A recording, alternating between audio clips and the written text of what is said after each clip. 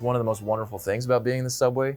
You'll have commuters, you'll have people who are late for a dinner reservation, whatever it is, and they'll be on their phones, they'll be plugged in with their headphones, and in a moment you can just grab them with music, have them stop what they're doing, unplug, and just immerse themselves in that moment with you.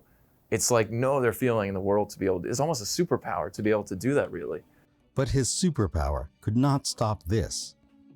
I was in the middle of a song with a large crowd that was watching, and from behind me I just felt a really terrible blunt pain on the back of my head, and I didn't quite know what happened. I was feeling really disoriented. It was the second time Forrest was assaulted performing in the subway in a span of 8 months.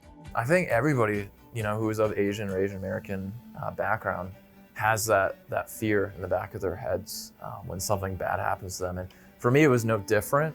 And to this date, I still don't know what the motives of these individuals are, both of last year's attack and this year's attack. The assailant caught on video was charged with assault. But instead of playing the world's smallest violin, Forrest launched the Subway Performers Advocacy Group, demanding better data and security from the MTA and the NYPD. That's too many times it's happened to me, and it's happening to all these other people. But even he was surprised by New York Governor Kathy Hochul's answer to subway safety. To recap our 5-point plan, bag checks will be conducted by over 1,000 members of the New York State Police, MTA Police, National Guard. In addition to what the city is doing, we're coordinating with the city of New York. It was validating that something is coming of our actions. On the other hand, it's also jarring because it was such a huge, drastic change. Armed people going down into the subway systems that many New Yorkers haven't experienced since the days of 9/11, right? There's also been another drastic change.